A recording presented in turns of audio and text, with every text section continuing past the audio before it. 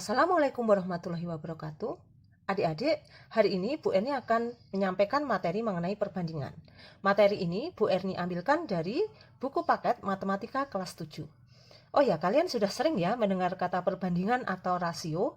Jika kita sudah mengetahui perbandingan dari suatu besaran, maka akan dengan mudah kita mencari besaran yang lain.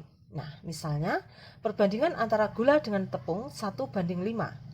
Nah, misalnya kita ingin membuat roti dengan tepung 10 kilo, maka gula yang dipakai adalah 2 kilo. Nah, contohnya seperti itu. Jadi, dengan diketahui perbandingannya dan salah satu besarannya, maka kita bisa mencari besaran yang lain. Nah, baik, sekarang Bu Erni langsung menjelaskan melalui contoh ini ya. Tapi sebelumnya, silahkan adik-adik klik tombol subscribe dulu ya. Terima kasih. Perhatikan contoh berikut. Siswa di SMP Sukamaju diminta untuk memilih membaca berita melalui media online atau media cetak. Dari 150 siswa, 100 siswa memilih media online, artinya sisanya atau 50 siswa memilih media cetak. Bagaimana cara kalian membandingkan pilihan siswa membaca melalui media online atau media cetak? Nah, ini mudah sekali adik-adik. Nah, kita bandingkan saja. Misalnya ini media online dibandingkan dengan media cetak. Nah, kalau ingin mencari perbandingannya, maka kita cari perbandingan yang paling sederhana. Nah, media online diketahui ada 100 siswa, kemudian media cetaknya adalah 50 siswa. Nah, kemudian sekarang kita sederhanakan adik-adik sampai pada perbandingan yang paling kecil. Ini dibagi 10. Nah, kalau sudah dicoret seperti itu, nah ini dibagi 5 semua bisa. 10 dibagi 5 adalah 2, 5 dibagi 5 yaitu 1. Nah, jadi perbandingannya yaitu 2:1. Oh ya adik-adik, kalau kita ingin membandingkan suatu besaran, maka satuannya harus sama ya. Ini tadi kebetulan satuannya sudah sama. Nah, sekarang ada kasus lain di mana kita ingin menentukan perbandingan dari dua besaran dengan satuan yang berbeda. Nah, perhatikan. Apakah kalian selalu melihat speedometer saat berkendara motor? Beberapa speedometer memiliki satuan kecepatan yang berbeda. Satuan yang dipakai bisa mph atau mil per hour atau mil per jam ya, atau juga kilometer per hour atau kilometer per jam. Nah, bagaimana cara kalian menjelaskan bahwa kecepatan sepeda motor yang dikendarai 55 mph ini lebih besar daripada 80 km per jam? Nah, untuk menjelaskan bahwa kecepatan sepeda motor dengan kecepatan 55 mph ini lebih besar daripada kecepatan 80 km per jam, maka satuannya harus disamakan. Nah, coba perhatikan. 55 mil per hour atau per jam, ini harus kita jadikan menjadi kilometer per jam. Dalam konversi satuan, 1 mil itu kalau dikonversi ke dalam kilometer adalah 1,6. Nah, ini sebenarnya komanya panjang ya, tapi Bu Erni bulatkan saja menjadi 1,6 km. Nah, maka 55 mil per jam ini atau mph, kalau kita konversi ke dalam kilometer per jam, maka 55 dikali 1,6 km per jam. Nah, 55 dikali 1,6 hasilnya adalah 88 km per jam. Nah, sehingga bisa kita bandingkan 88 dibandingkan dengan masing-masing dibagi 8, perbandingannya adalah 11 dibanding dengan 10. Maka dari perbandingan ini bisa diketahui bahwa kecepatan 55 mph itu lebih besar daripada 80 km per jam.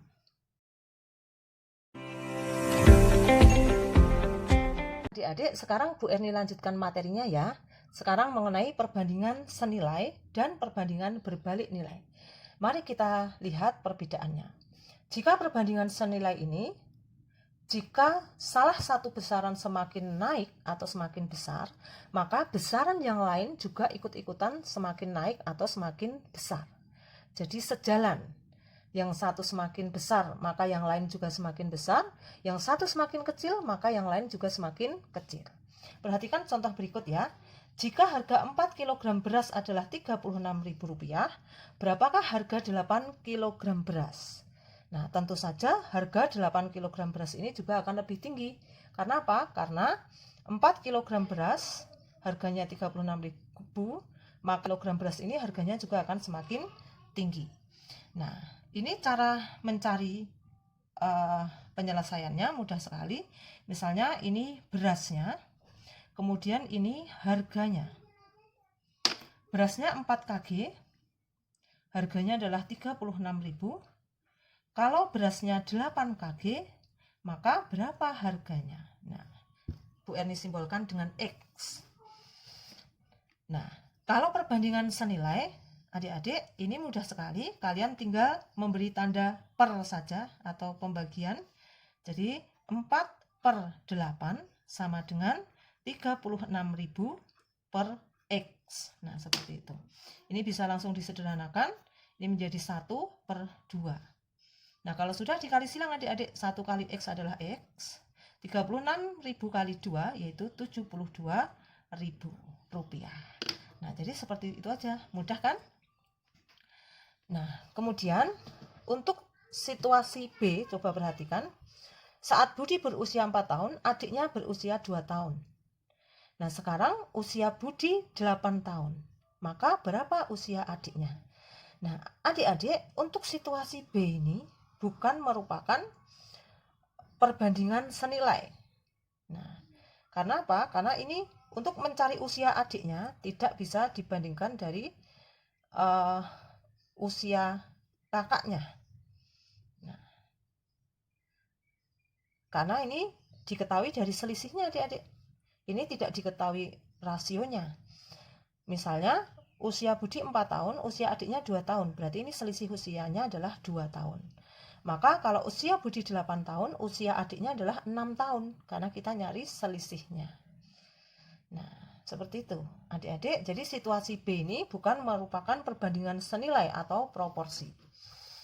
Nah, sekarang Bu Erni langsung menjelaskan saja untuk perbandingan yang berbalik nilai ya. Nah, untuk kasus perbandingan yang berbalik nilai. Untuk perbandingan yang berbalik nilai itu artinya jika suatu besaran semakin besar, maka besaran yang lain akan semakin kecil. Jadi saling berbalik. Jika yang satu semakin besar, maka yang lain malah semakin kecil. Jika yang satu semakin kecil, maka yang lain malah semakin besar. Contohnya adalah perbandingan antara kecepatan dan waktu. Alan mengendarai sepeda motor dan menempuh jarak 480 km. Setiap kali mudik, ia mencoba dengan kecepatan rata-rata yang berbeda dan mencatat lama perjalanan. Nah, berikut adalah contoh perbandingan yang berbalik nilai. Nah, kalau kecepatannya 80 km per jam, waktunya semakin singkat. Semakin lambat perjalanan, nah ini semakin lambat, yang tadinya 80 menjadi 40 km per jam, maka ini waktunya akan semakin besar atau semakin lama. Nah, inilah yang dimaksud dengan perbandingan berbalik nilai. Nah, adik-adik, misalnya di sini diketahui kecepatannya adalah 100 km per jam, maka berapa jam waktu tempuhnya? Nah, kita bisa menyelesaikan persoalan ini dari perbandingan yang sudah diketahui. Nah, tetapi ini merupakan perbandingan berbalik nilai ya, jadi agak berbeda. Misalnya di sini diketahui kecepatannya, kemudian di sini waktu. Ingat satuannya harus sama ya. Kita ambil salah satu saja, misalnya di situ kecepatannya adalah 80 km per jam, waktunya adalah 6 jam. Kalau kecepatannya 100 km per jam, berapa waktunya? Misalnya kita simbolkan dengan X. Nah, ini kita rasiokan adik-adik. 80/100. Ini kita balik. Nah, bedanya itu adik-adik. Kalau berbalik nilai, kita balik X per 6. Kita sederhanakan, dibagi 10, kemudian bisa dibagi 2. Ini menjadi 4/5. Sekarang kita kali silang adik-adik. Nah, 5X sama dengan 4 dikali 6. Maka X adalah 24 per 5. Jawabannya berapa adik-adik? Jawabannya adalah 4,8 jam. Nah, mungkin itu materi dari Bu Erni hari ini. Mudah-mudahan bermanfaat. Jangan lupa klik subscribe, like, and comment. Terima kasih ya. Wassalamualaikum warahmatullahi wabarakatuh.